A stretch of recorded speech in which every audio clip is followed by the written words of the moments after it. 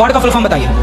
GOD God नहीं पता। नहीं पता। G for generator, O for operator, D for destroyer. शरीर में जितने रोग होते हैं चमड़ी के, जैसे खुजली का हो जाना, चमड़ी त्वचा रोग जितने भी हैं, शुद्ध देसी गाय के गोबर से यदि आप स्नान करते हैं, गोबर को शरीर में मलते हैं। और एक बात और है, वास्तु के अनुसार जो आदमी नहीं है इस दुनिया में, जो मर चुके हैं, उनकी फोटो घर पे नहीं लगानी चाहिए। जिन्हें आप अभी सुन रहे थे, इनका नाम है अनिरुद्ध आचार्य जी। ये एक कथावाचक स्पिरिचुअल गुरु है जिनके YouTube पर 13 मिलियन सब्सक्राइबर्स हैं। और जब आपको फॉलो करने वाले इतने ज्यादा और फिर कोई कहे कि बाथरूम में नंगा नहीं नहाना चाहिए से लेकर गाय का गोबर अपने शरीर पर लगाओ, तो सोचो कितने ही लोग उससे इन्फ्लुएंस होकर ये कर भी रहे होंगे। शादी के कितने साल हो गए? 11 साल हो गए। अभी 11 साल में पहला प्यार नहीं भूला? नहीं सर।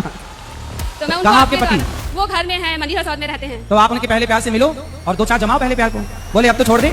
नहीं। देखिए, आज के वीडियो में सिर्फ मैं इनकी बात करूंगा तो मेरी वीडियो किसी भी धर्म से ना जोड़े। अनिरुद्ध आचार्य जी की मैंने काफी सारी वीडियोस देखी और इनकी वीडियोस में यकीन मानिए थोड़ी सच्चाई और काफी सारा मिस इन्फॉर्मेशन होता है। आइए इनकी वीडियो से ही आपको समझाने की कोशिश करता हूँ।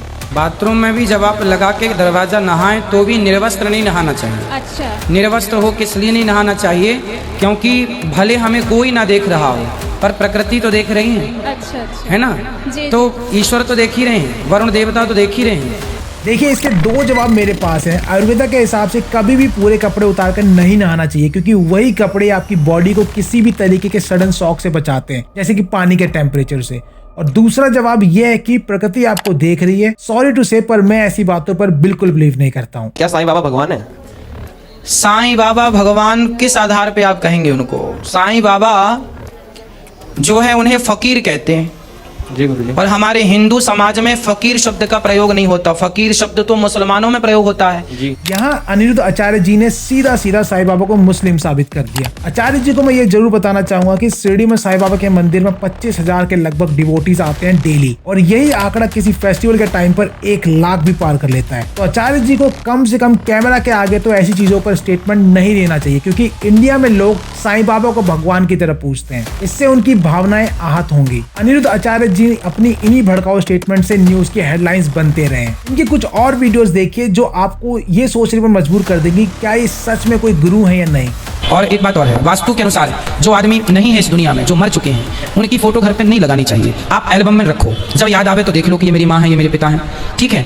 बाकी जो दादा परदादा सब गए हैं उनको एल्बम में सजा के रखो। अच्छा, अब कोई आपको कहे कि अपने माता पिता या पूर्वजों की फोटो ना लगाए तो आप क्या कहेंगे ऐसे लोगों को? जिन माता पिता से हमारी पहचान है, जिन पूर्वजों से हमारा नाम है, अब उनकी ही फोटोज ना लगाए हम घर पर। हमें एक बात बचपन से सिखाई गई है कि माँ बाप भगवान के समान होते हैं। तो अब आप बताइए, आप इन कथावाचक की बातों पर कितना यकीन करते हैं? अपनी एक वीडियो में ये कहते हैं कि औरतों की सुंदरता, ब्यूटी को किसी की नजर न लग जाए तो पहले उन्हें पर्दे में रहने की सलाह देते थे। कोई इन गुरुजी को समझाए कि आज भारत कितना आगे ग्रो हो चुका है। यहाँ लड़कों के साथ लड़कियां भी उनकी बराबरी पर हैं और इनकी सोच आज भी वही पुरानी घिसी पिटी है। शादी के कितने साल हो गए? 11 साल हो गए। अभी 11 साल में पहला प्यार नहीं भूला? नहीं सर।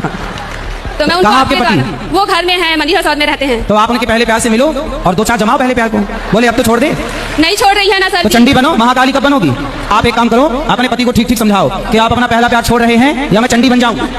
अनिरुद्ध आचार्य जी कभी डॉक्टर तो कभी मैरिज काउंसलर बन जाते हैं। यहाँ एक किस तरह से इस लेडी को भड़का रहे हैं वायलेंस के लिए। अब आपको इतनी वीडियोस को देखकर ये अच्छे समझ आ गया होगा कि आचार्य जी बोलते पहले हैं और सोचते बाद में। आज इनके चाहने वालों की संख्या लाखों में है। शायद इस वक्त इस वीडियो को इनका ही कोई भक्त देख भी रहा होगा। तो मैं यहाँ पर साफ बताना चाहूंगा कि ये कोई रोस्ट वीडियो नहीं है अनिरुद्ध आचार्य जी का। पर आज इंडिया में बाबाओं की कमी नहीं है। पहले काफी सालों तक अंग्रेजों ने भारत को लूटा और आज वही काम ये बाबा लोग कर रहे हैं। आज भारत में बाबा बनकर अमीर होने का रास्ता पढ़ने लिखने से बहुत आसान है। तभी तो राम रहीम, आसाराम, राधे माँ, निर्मल बाबा और खुशी महाराज जैसे कई ऐसे नाम जिन्होंने बाबा बनकर खूब काले काम करे और भारत की जनता के इमोशन के साथ खेला और अपनी तिजोरियां भरी। इन बाबाओं में से एक बाबा ऐसे रहे हैं जिन्होंने सारी हदें पार कर दी थी। इनका नाम है गॉडमैन जलेबी बाबा। आपको नाम सुनते ही लगा होगा कि ये कोई फ्रॉडी बाबा ही होगा। 63 साल के जलेबी बाबा रहने वाले हैं हरियाणा के तोहाना फतेहाबाद जिले से और ये तंत्र विद्या से लोगों का दुख दूर करते थे। बाबा ने तंत्र विद्या की आड़ में 120 औरतों के साथ रेप करा। जी हाँ, आपने सही सुना। इन पर एलिगेशंस हैं कि इनके पास जब भी कोई लेडी अपने दुख लेकर आती थी तो बाबा उन्हें प्रसाद की आड़ में ड्रग्स देकर फिर उनका रेप करता था। और बताया जाता है कि ये क्लिप्स भी रिकॉर्ड करता था उस हरकत का। 2018 में जब किसी ने हिम्मत करके इसके खिलाफ FIR दर्ज करवाई तब इस फेक बाबा के सारे काले कारनामे सामने आए। अब इन्हें 14 साल की सजा हो चुकी है।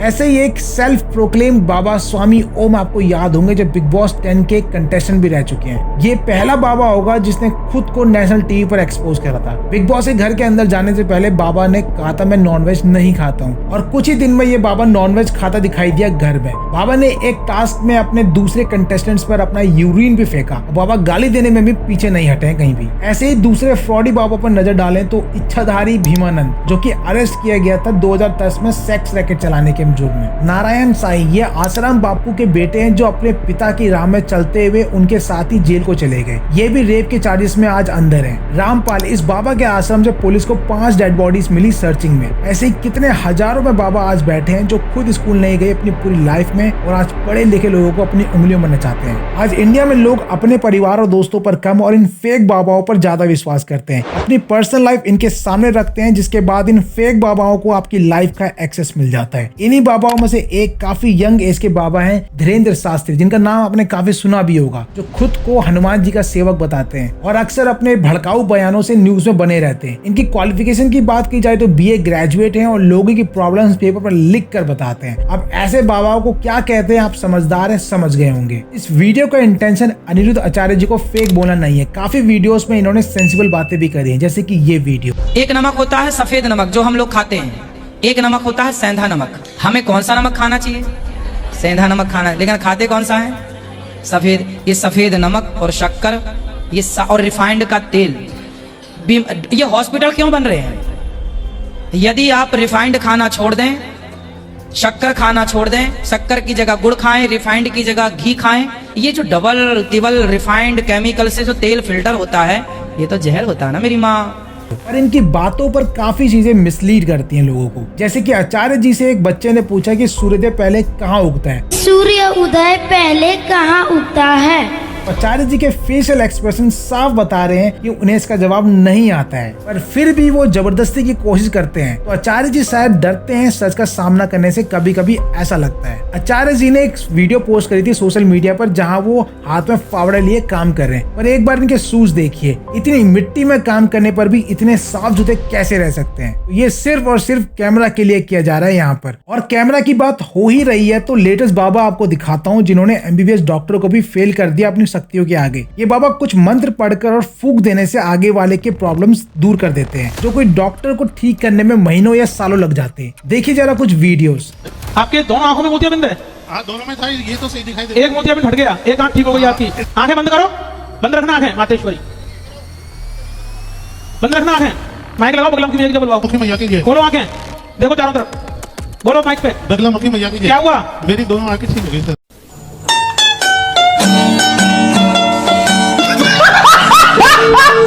परेशानी, गले में हल्की सी खुजली है, मैं छींकन में आराम है, एलर्जी। गले में खुजली है? हाँ, ना। मुंह खोलो,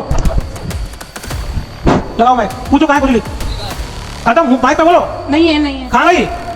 भाग गई? मत टेबल जाओ, आगे लगाओ। कितने तेजस्वी लोग हैं हमारे पास, कितने शानदार विचार रखते हैं जी, और कुछ लोग मनोरंजन भी करवाते हैं।